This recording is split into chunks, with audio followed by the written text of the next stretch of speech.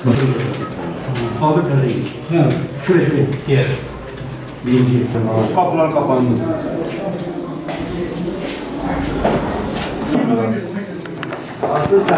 Sonra şey yapalım. Hocam bir bana bak hocam. Biz de zaten açıp Hocam.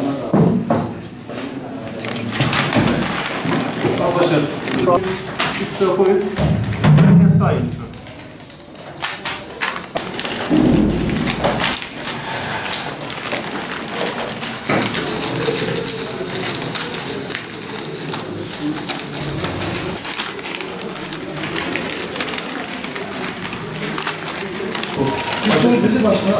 Tamam. 4 tane verin. Şu arkasında yazık olan bir kanal. Onu iptal ediyoruz. Tamam.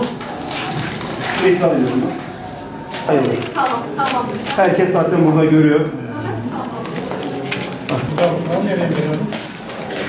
Sen de yine burada birlikte düşünmez. Burada birlikte. Görüyorsunuz. Şunları içine atıyorum ben. Yani burada görüyor. Tamam mı? Allah'ınızda hiçbir sıkıntı olmaz. Her şey. Evet.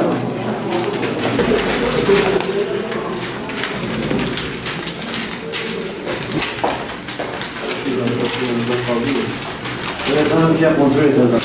Zaten çok az. Onları oraya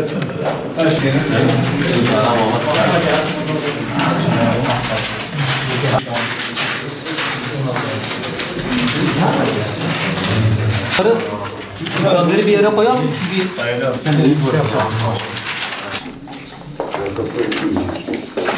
Ben çakmağım var mı?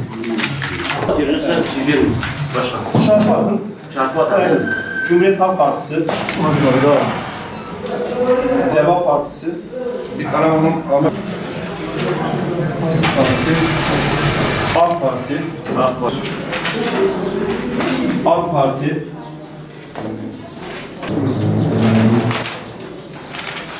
CHP.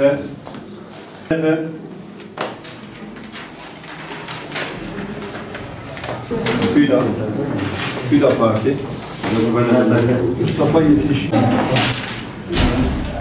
Yeniden Refah Partisi. Var mı? Yok. Tamam, bunu iptal ediyoruz. Bir tane yazın, boş bir kağıda da iptal yazın.